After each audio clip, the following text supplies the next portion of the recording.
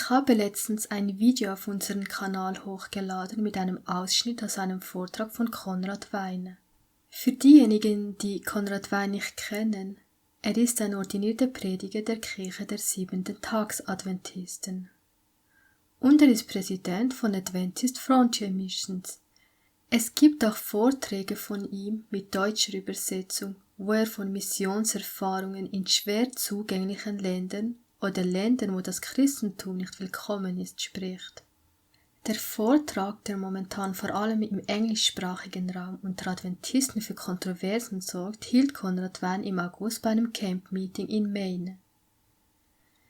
Er sprach sich über den Missstand der Kirche der Siebenten-Tags-Adventisten im Umgang mit der Covid-19-Krise aus und sagte, unsere Führung sei den Mitgliedern eine Entschuldigung schuldig. Er erzählt in diesem Vortrag danach eine Geschichte von einem jungen Mann aus Australien, wenn ich mich richtig erinnere, einem Siebenten-Tags-Adventisten, der sich gegen sein Gewissen impfen lassen musste, um sein Zuhause nicht zu verlieren und seine Rechnungen weiterhin bezahlen zu können, weil man ihn sonst gekündigt hätte, mit der Folge, dass er nun gelähmt ist. Er konnte nicht sagen, dass aus Gewissensfreiheit oder Religionsfreiheit er sich gegen eine Impfung entscheiden möchte, weil unsere Kirche, genau genommen unsere Abteilung für öffentliche Angelegenheiten und Religionsfreiheit, die von Ganun Diop geleitet wird, den Standpunkt vertreten hatte, dass Religionsfreiheit nicht immer etwas Absolutes sei und es Umstände gebe, wo diese angesichts eines anderen vorrangigen öffentlichen Bedarfs vernünftigen und angemessen gestalteten Einschränkungen unterliegen kann.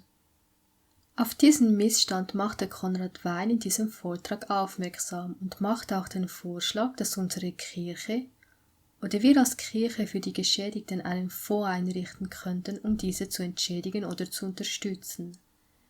Es ist nicht das erste Mal, wo Konrad Wein sich zum Thema Covid und wie wir als Kirche damit umgegangen sind, geäußert hat. Und das war anscheinend auch nicht das Problem, sondern was ganz anderes, was er in diesem Vortrag vorgeschlagen hat. Hören wir es uns einmal an. And the members will determine where that tithe goes based on fidelity to Scripture and whether they are willing to contend for the faith that has been passed on to us. Now, I recognize this is, when you touch the question of tithe, this is the sacred nerve in the Adventist Church.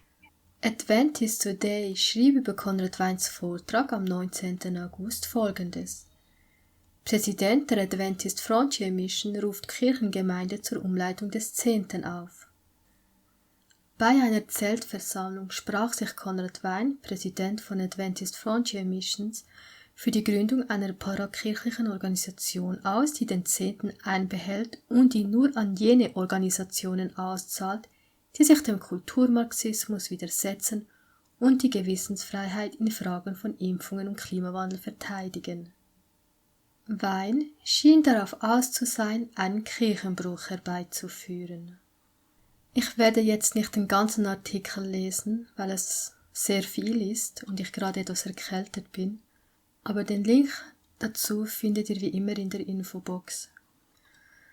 Nun ist es so, dass die Prediger der Michigan-Konferenz oder Vereinigung der Siebenten-Tags-Adventisten am 5. September folgende Erklärung zu Konrad Weins Aussage abgegeben haben.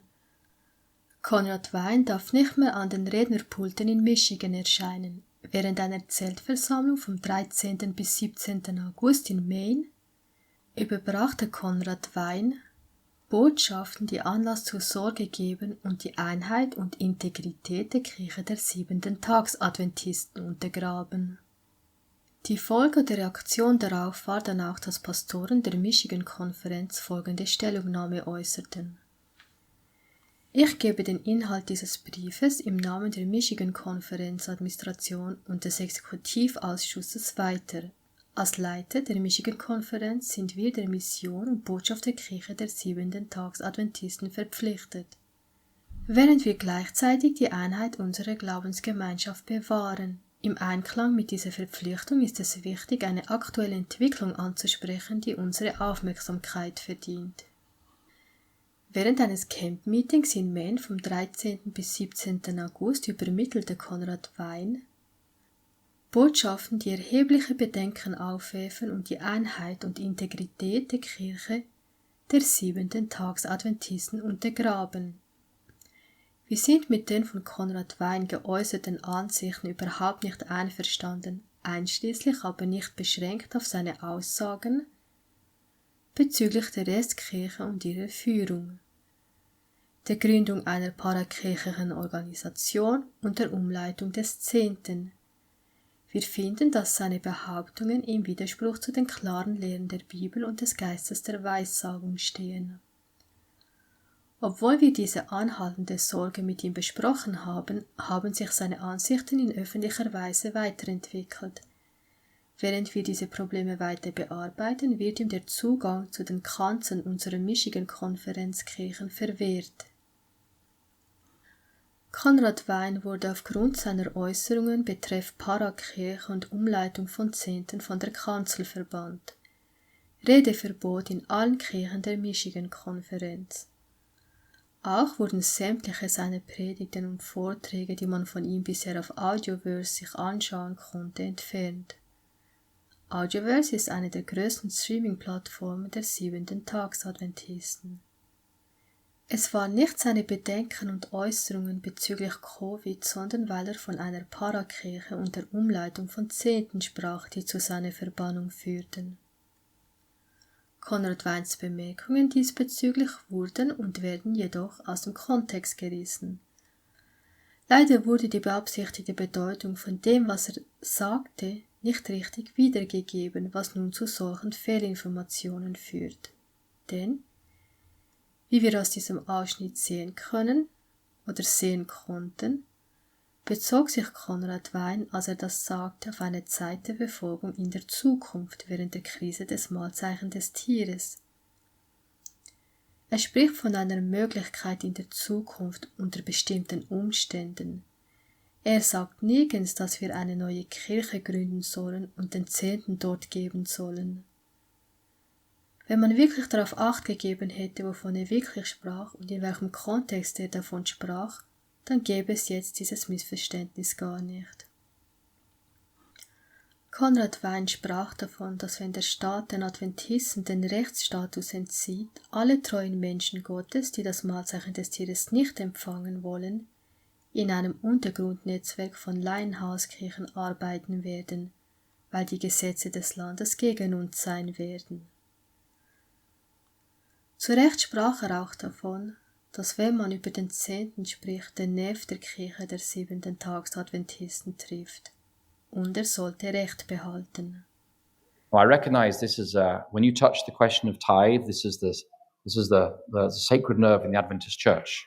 Dies bringt mich nun zu einem anderen Punkt. Wir haben ja gelesen, dass der Präsident der Michigan-Konferenz im Namen aller Pastoren dieser Konferenz für Konrad Wein ein Redeverbot in allen ihren Kirchen ausgesprochen hat, weil er von einer Parakirche sprach und der Umverteilung des Zehnten von Abtrünnigen zu treuen Gemeinden. Aber er sagte dies im Kontext zukünftiger Entscheidungen unserer Kirche gegen die Gewissensfreiheit der Mitglieder. Er sprach also über ein Worst-Case-Szenario und nicht von einer Aufforderung, dies jetzt tun zu müssen. Und dafür wurde er nun verbannt. Was aber viele nicht wissen oder wussten, mich eingeschlossen, ist die Doppelmoral hinter alledem, wie man nun mit Konrad Wein umgeht. Denn die Generalkonferenz selber war über mehrere Jahre hinweg an einem 10. Umverteilungsprogramm beteiligt. Wir sprechen hier von einer Summe von 164 Millionen $. Doch wie kam es dazu? Denn der Generalkonferenz ist es durch die Kirchenpolitik grundsätzlich verboten, den Zehnten direkt von irgendjemandem anzunehmen. Die Arbeitsrichtlinien der Generalkonferenz besagen schwarz auf weiß, dass die Generalkonferenz keinen direkten Zehntenbeitrag von Mitgliedern oder Einzelpersonen annehmen darf. Und das betrifft alle Zehnten, egal ob das 1 oder 1 Million $ sind. Und gemäß der Politik darf die Generalkonferenz ihn nicht behalten. Sämtliches Geld, das direkt an die Generalkonferenz geschickt wird, muss an die örtlichen Konferenzen zurückgegeben werden und diese müssen zulassen, dass diese Mittel ihren Weg durch die Kanäle finden, wie örtliche Konferenzen, Verbände, Abteilungen und dann zur Generalkonferenz. Dies sind seit langem beschlossene Richtlinien der Kirche der Siebenten-Tags-Adventisten. Hier in diesem Video erklärt der ehemalige Schatzmeister der nordamerikanischen Division, dass die Generalkonferenz für eine einmalige Abweichung von den Regeln gestimmt hatte, um eine Spende in Höhe von $164 Millionen zu erhalten. Sie nennen es nicht einen Verstoß gegen die Richtlinien, sondern nur eine einmalige Abweichung von mehreren Zahlungen in einem Zeitraum von 9 Jahren. Es kann sein, dass sich kleine Fehler in der Übersetzung befinden. Es sollte jedoch trotzdem verständlich sein. Ich habe es nämlich durch mein Videoschnittprogramm mit KI übersetzen lassen. Ich hoffe dennoch, man versteht es. Die Generalversammlung akzeptiert oder erhält keinen Zehnten direkt von den Mitgliedern. Wenn der Zehntel direkt von den Mitgliedern an die Generalversammlung gesendet wird, sendet die Generalversammlung die Gelder anonym an die örtliche Konferenz, in der der Zehntelzahler wohnt, damit sie über die regulären Kanäle bearbeitet werden. 2007 wurde die Generalkonferenz von einer Familie angesprochen, die sich von einem multinationalen Unternehmen veräußerte. Die Familie wollte den Erlös des Verkaufs, den Geschäftsgewinn und die Zehnten übergeben. Der Betrag war außerordentlich groß. Es wurde dem Exekutivausschuss der Generalkonferenz des Jahresrats 2007 empfohlen, dass die Generalkonferenz diesen Zehnten akzeptieren und ihn anders anwenden sollte. Die Angelegenheit wurde dem Exekutivausschuss der Generalkonferenz mit einem Antrag auf Abweichung von den geltenden Richtlinien vorgelegt. Dies betrifft die Richtlinie BB 22 B15 O5 B15 in 10 VO 9 O55 Punkt C. Wir kennen diese Politik sehr gut. Wir leben mit ihnen. Am Jahresrat vom 15. April 2007 wurde darüber entschieden. Die Abweichung von der Politik wurde abgestimmt und die Generalkonferenzschatzkammer wurde dann ermächtigt, die Mittel zu erhalten. Die Mittel wurden in den Jahren 2007, 2008, 2009, 2011, 2013, 2014, 2015 und 2017 von der Familie bereitgestellt. 2017 gab es keine Neuigkeiten, die in den 9 Jahren zuvor nicht geschehen wären. Wir betrachten diese Mittel nicht heiliger als die über den regulären Kanal. Was wir über die regulären Kanäle erhalten, ist ein Segen Gottes. Jede Woche, wenn wir in die Kirche gehen, sehen wir ein Wunder. Die Menschen geben freiwillig und ihr Zehnten kommt auf, um im Jahr wie im letzten Jahr und am Ende des letzten Jahres 2,4 Milliarden US-Dollar zu sein. Für diejenigen, die sagen oder andeuten könnten, dass die Generalkonferenz außerhalb der Politik ist, wenn es um die Abwicklung oder den Empfang dieser Mittel geht, möchte ich sagen, dass wir 11 Jahre lang Prüfungen einer externen Firma Angie Cass durchlaufen haben und dass dieser Unterschied, dass dieser Verstoß gegen die Politik nicht identifiziert wurde. Die GK hat also 9 Jahre lang diesen Zehnten umverteilt und dabei die Konferenzen, Gewerkschaften und Abteilungen, also die Kanäle, durch die normalerweise der Zehnte zuerst hindurchgeht, umgangen. Somit haben sie gegen ihre eigenen Arbeitsrichtlinien verstoßen, und das 9 Jahre lang, um eben diese 164 Millionen direkt zu bekommen. Aber es war nur eine Abweichung, sagen sie. Natürlich müssen aber alle anderen sich an die Richtlinien halten. Seht ihr die Doppelmoral von denjenigen, die nun Konrad Wein dafür von ihren Kanzeln verbannen, weil er lediglich auf ein mögliches Szenario in der Zukunft hinwies, im Gegensatz zu der 9 Jahre langen Abweichung der Generalkonferenz, Zehnten umzuverteilen und diesen direkt zu empfangen? Gleichzeitig wird uns in der Sabbatschullektion gesagt, dass das Geben für die Sache Gottes nicht vom Agieren des Führers abhängig ist und dass selbst die religiöse Führung des Tempels zur Zeit Jesu korrupt war, er aber nicht die Zurückhaltung von Spenden sanktionierte und sogar die Witwe dafür lobte für das, was sie gegeben hatte. Und dass es nicht richtig ist, Zehnten und Gaben zurückzuhalten, nur weil Leiter etwas tun oder sagen, was einem nicht gefällt. Nun, Zehnten nicht dort zu geben, wo Führer abtrünnig sind, heißt nicht, dass man Zehnten zurückhaltet. Es heißt nur, dass man diesen dort gibt, wo er für die Sache Gottes genutzt wird. Und auch wenn man in dieser Sabbatschullektion es so darstellen möchte, dass die Witwe trotz der korrupten religiösen Führung zu der Zeit von Jesus gelobt wird, dass sie ihre Gaben gibt, heißt nicht, dass sie sich dessen bewusst war, dass die Führer korrupt waren oder dass Jesus die Heuchelei der religiösen Führer stillschweigend akzeptierte. In dem Buch Das Leben Jesu lesen wir über diese Begebenheit mit der Witwe.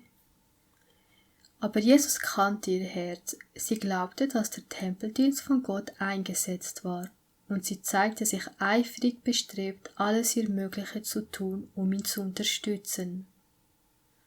Weil sie tat, was sie konnte, wurde ihr Handeln für alle Zeit ein Denkmal zu ihrem Gedächtnis. Sie hatte ihr Herz sprechen lassen, ihre Gabe wurde nicht nach dem Weg der Münze beurteilt, sondern vielmehr nach der Liebe zu Gott und der Anteilnahme an seinem Werk, die sie ja zu jener Gabe veranlasst hatte. Es war also die Liebe zu Gott und seinem Werk, das sie dazu bewegt hatte, ihre Gaben im Glauben zu geben. Sie glaubte an den Tempeldienst, so wie er von Gott eingesetzt wurde. Und kurz vor dieser Geschichte mit der Witwe lesen wir in Markus 12, sagt Jesus Folgendes: Hütet euch vor den Schriftgelehrten, die die Häuser der Witwen verschlingen. Und im Leben Jesu steht dazu: Die Pharisäer übten großen Einfluss auf das Volk aus und zogen daraus Vorteile für ihre eigenen Interessen. Sie gewannen das Vertrauen frommer Witwen und stellten es diesen als eine Pflicht dar, ihr Eigentum religiösen Zielen zu weihen. Verfügten sie dann über das Vermögen dieser Frauen, verwandten die verschlagenen Ränkeschmiede es zu ihrem eigenen Nutzen. Um ihren Betrug zu vertuschen, sprachen sie öffentlich lange Gebete und trugen eine betonte Frömmigkeit zur Schau. Jesus verurteilte also den Missbrauch der Gaben, welche die Pharisäer von frommen Witwen ergauneten, nur um sie dann zu ihrem eigenen Nutzen zu gebrauchen, statt für Gottes Werk. Die Witwe gab das, was sie besaß, im Glauben an die richtige Sache, und Jesus lobte sie dafür. In der Sabbatschullektion kommt es aber so rüber, als ob wir auch dann den Zehnten geben sollen, wenn Führer korrupt sind, denn Gott segnet den Geber, egal was danach mit dem Geld geschieht, und unabhängig davon, ob man weiß, wofür es dann gebraucht wird.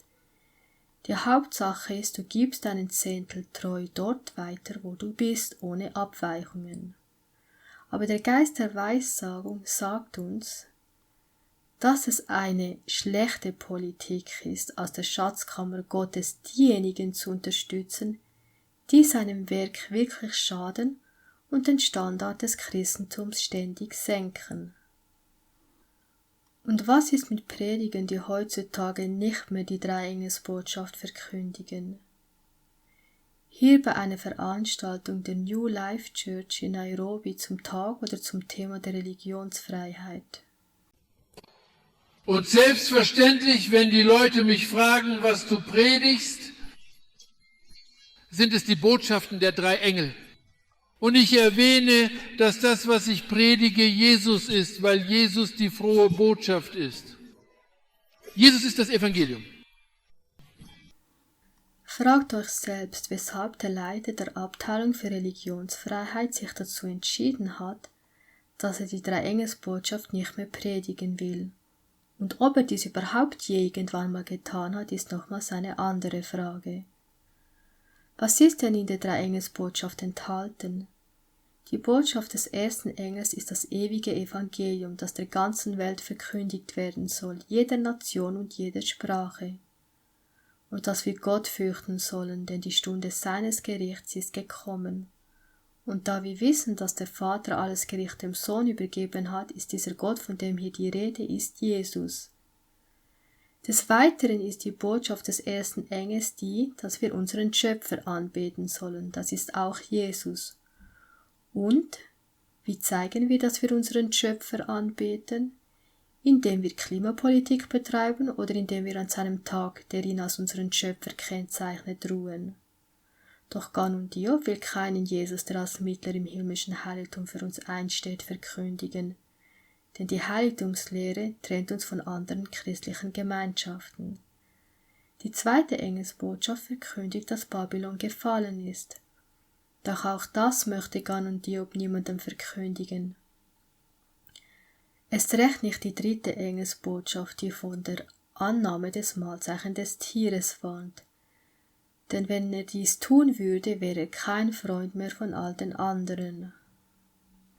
Lieber entfernen wir Gottes letzte Warnungsbotschaft an die Welt, als dass wir den Menschen der Sünde entlarven, wo wir doch mit ihm befreundet sein können und jedem sagen, dass er sich geändert hat, während man die eigenen als Terroristen bezeichnet.